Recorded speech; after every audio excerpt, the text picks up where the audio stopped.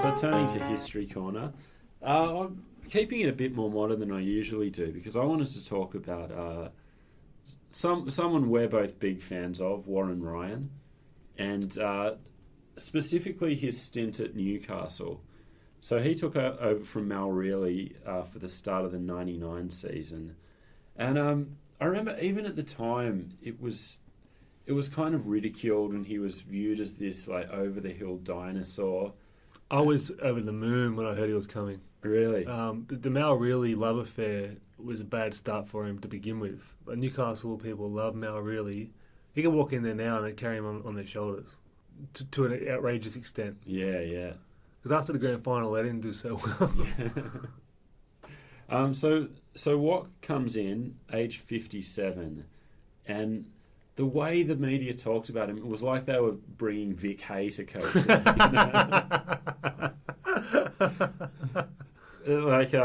This hilarious scribe at the Newcastle Herald said, his new nickname is the Wedding Singer.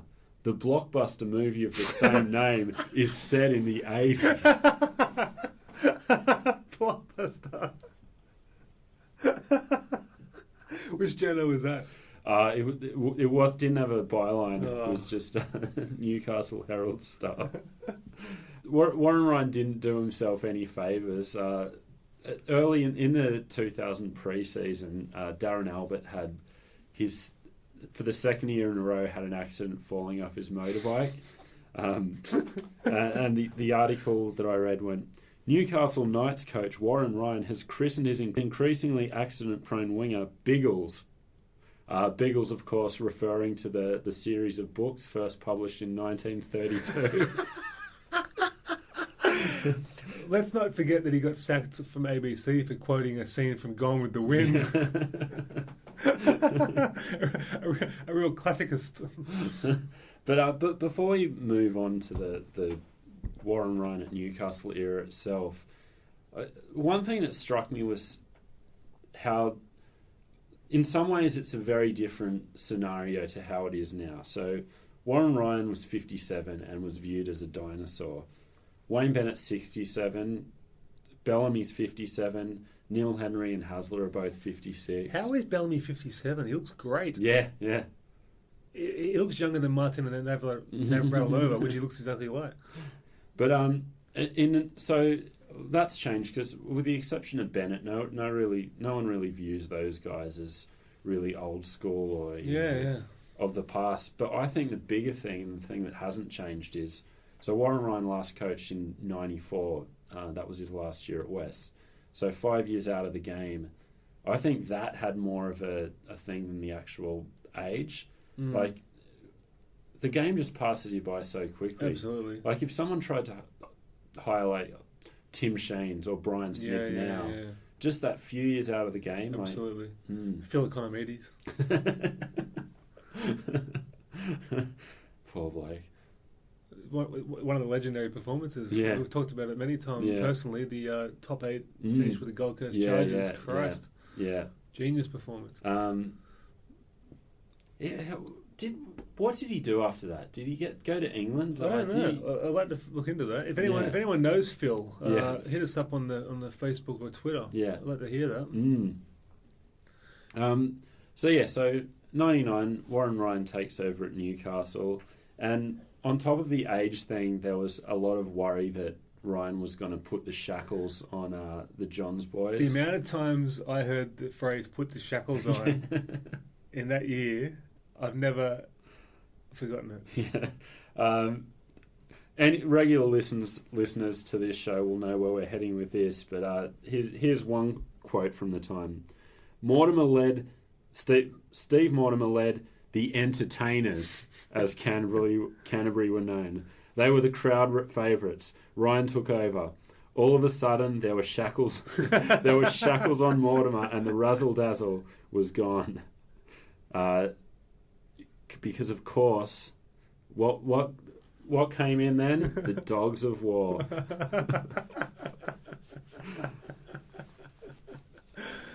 I was just over the moon when he came. I'm an unabashed Warren Ryan admirer. I love him non-ironically and ironically because of his belligerent behaviour. Yeah. But The guy is an innovator. You cannot tell a story of rugby league without him. No. He's a Hall of Fame worthy coach. Absolutely. Just an agitator too. Absolute prick of a bloke. We'll get into all the players and coaches and media personalities he's fallen out with over the years. But you mentioned an innovator, and I think that's a really important thing to remember. Mm-hmm. Because even in the Dogs of War era, it's not like he loved that style. He was exploiting the rules as they were at the time. Mm-hmm. Here's a quote where he's talking, where he's rubbishing the idea that he was going to put the shackles of on the Johns boys and try to get Peter Tunks back in the fold. He said, "If you trace the history of that rubbish, it's wrong. Harry Barth was trying to tell everyone in the 70s that there wasn't enough room in which to play the game, but no one listened. By the middle of the 80s, it was clear to everyone that evolution had taken us down a dead end. The defence was simply too good for the attack. They brought in the 10-metre rule and penalised the hell out of anyone who was holding down." So yeah, Warren Ryan was one of the key reasons for those changes being made. But if that's the rules and you want to win premierships... Absolutely. I mean, and the players you got at your disposal as well. He had Semek Gillespie and bloody, Yeah. One thing he didn't do was put the shackles on. Like the Knights, were one of the best teams to watch in that era. I mean, you couldn't turn Matthew Johns into a defensive 5'8". It's impossible. But he took the job at a really bad time for the Knights. So you had all the drugs dramas with O. Davis, Wayne Richards, McDougall. And let me just bring that up. I brought it up with my mate on Sunday watching the footy show with him. It's Mad Dog's just got a complete pass from being a drug cheat. Well, having read a few articles about it in the last couple of days, I think the medical excuse was genuine. I love Mad Dog, don't get me wrong, but the whole family's been embroiled in drug issues. That doesn't mean the brother's guilty for the brother's sins, but it just doesn't look good. Yeah. And no one mentions it. Yeah. Now, Davis hasn't really got away with it. I hated that at the time. I hate how Wayne Richards got the sack. I was fine with him getting the sack, don't get me wrong. Wayne Richards gets the sack, has a middling year at South before heading over to England. Mm. Robbie O'Davis is back playing Origin one game after his... And no one talks about it. He's just forgiven. Rodney Howe's a pariah to this day. Absolutely, it's weird. Although Howe played Origin soon after he came back. But the first thing you associate with Rodney Howe is drug cheat. Thanks to Gordy. Yeah. Robbie O'Davis... It's hardly mentioned. I remember reading Gordy's book and how angry he was still in the book. I love Gordy for that. Yeah, but it's peculiar. I mean, Mad Dog's on the panel at the footy show. Everyone loves him. He's got the man shake. Yeah. Always forgiven, always forgotten. Then never even brought up. So basically, the story goes that he fractured his skull or something in 93. I can't remember whether it was playing footy or otherwise, but that caused this hormonal imbalance. I think it had something to do with his pituitary gland, that he wasn't producing enough testosterone. Yeah, I remember the story, it's a fair excuse. Yeah. But I mean, given the circumstantial evidence around it, no good. Yeah. But anyway. Bad time for Walker to show up is the bottom line. Yeah, exactly. And then on top of that, there was unrest at the club and... money issues. This is the most Newcastle thing ever. So I'll just read you this. This was a fundraising drive to actually get the fans to pay for players' contracts. I remember it. Retired club captain Paul Harrigan and coach Warren Ryan kicked off the Club 2000 campaign at the Knights Leagues Club. Ryan said the fighting fund would help keep rival clubs at bay. For $2,000, supporters or sponsors can buy a limited edition gold ring, which avails them of other benefits. Can you imagine it? Can you fund the sport that you love? It's so Newcastle. When they decided they weren't going to re-sign Matthew Johns. That was the funniest thing ever. There was a mob outside West Leagues going, "Come out and face us." Were you in Newcastle at that time? What year was that? That was 2000. No, I was in London, but I remember reading about it and cracking up. And then what's the John's dad name? Gary Johns. Yeah. Gary Johns. So this is from Andrew Johns' autobiography. Dad became really outspoken about it and was being quoted in the newspapers and getting into a war of words with Warren Ryan. To be honest, it gave me the shits. The old man got up and spoke, telling the crowd I was 100 to 1 to re-sign and that Warren Ryan could burn in hell.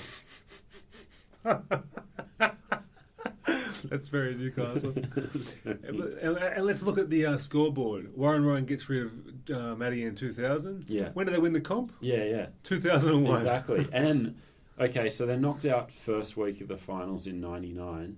He takes them to the prelim in 2000. They should have won that game. They choked against East. I mean, they probably would have been cannon fodder for the Broncos the next week anyway.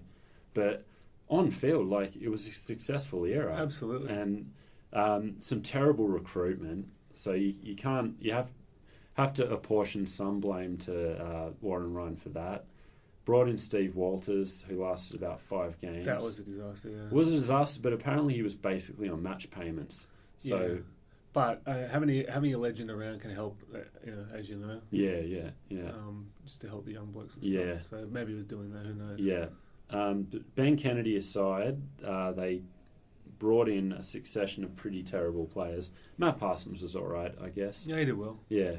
Role player. Yeah. And as so often that happened, it all kind of fell apart.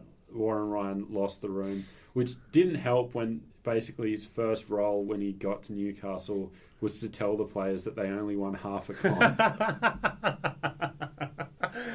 Such a maverick. Yeah. But, I mean, the word you hear about him all the time is abrasive, and there's no better word to describe him. Yeah. But wantonly abrasive. Yeah. No attempt to sugarcoat anything. And I admire it. I admire the belligerence. The best quote I saw was from Greg Pritchard. He said, "He doesn't just call it a spade, he tries to hit you with it."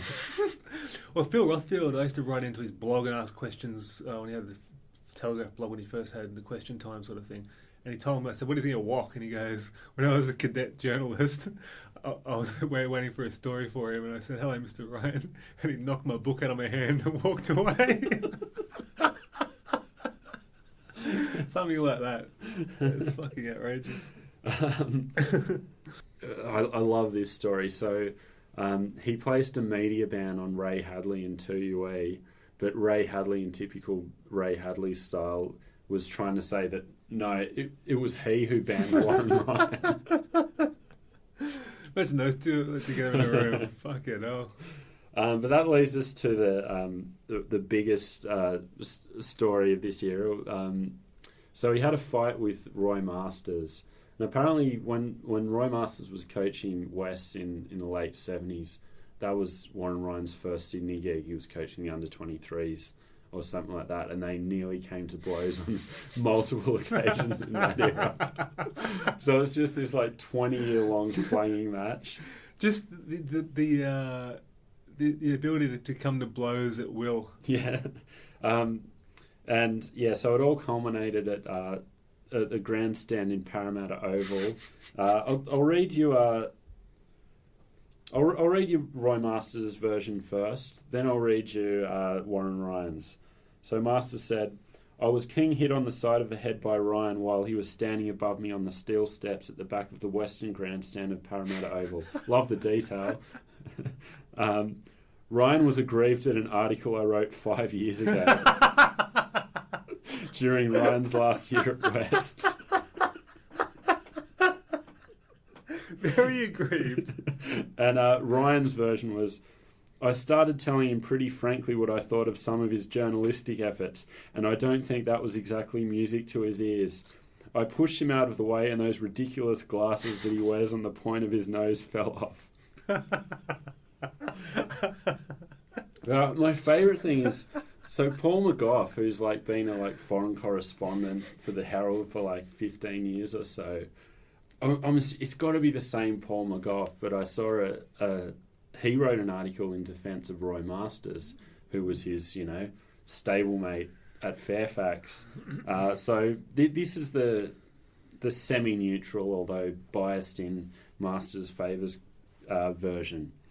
Ryan told Masters that he hadn't answered one of Masters' questions at a recent post-match conference because he objected to an article Masters had written saying it was time for Ryan to quit coaching and smell the roses.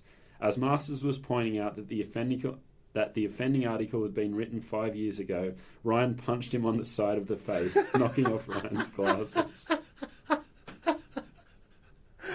Now, out of those two, I'd take Ray Masters' version. Yeah. If I was a magistrate, I'd say Warren Ryan's memory might be a bit cloudy.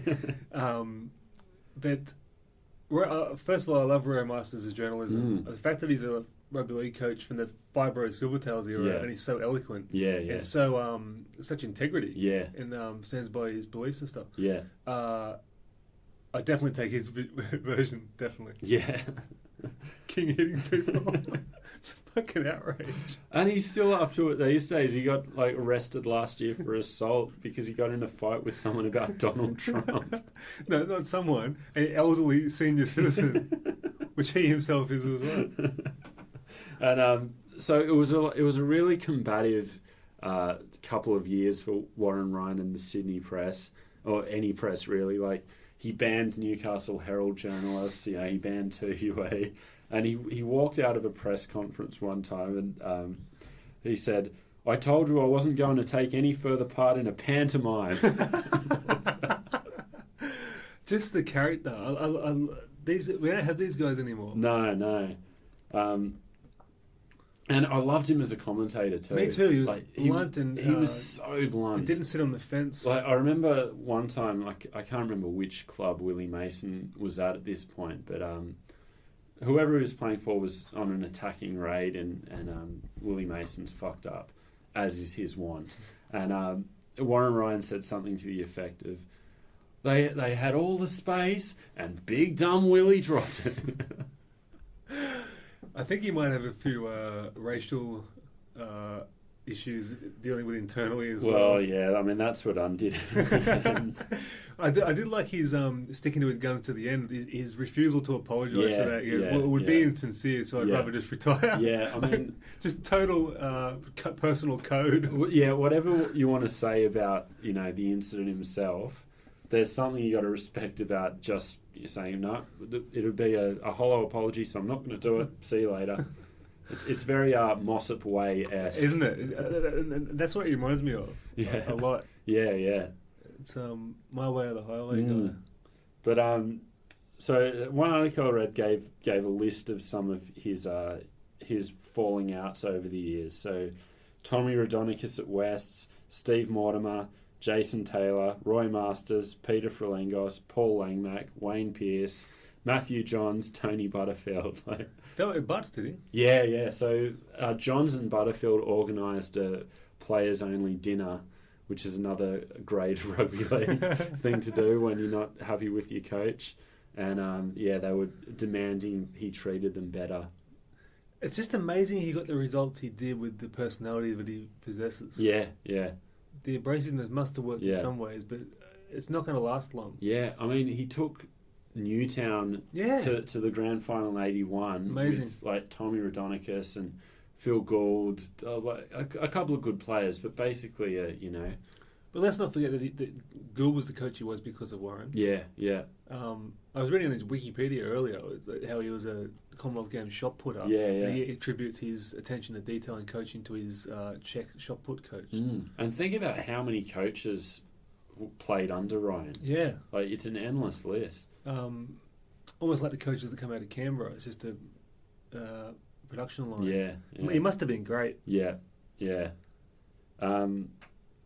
So I don't know. It's just I don't know. It's a really nice era to look back on that couple of years. We're a bit young to really feel the force of his Dog's a Warrior and stuff like that. But I remember him with West, but the results speak for himself. Every club he took them from middle of the road or better to challenging for the grand final. Yeah. And you talk about him falling out with players, but how many players left Canterbury to go to West? But how many West hadn't had any success since God Christ knows when, and then they were a formidable side. Under him. Incredible. So we love Warren Ryan. If that wasn't clear, I'm sure there'll be plenty of Warren Ryan talk as the show goes on. And the nickname as well. Yeah. I want to know the origin of the nickname. Yeah.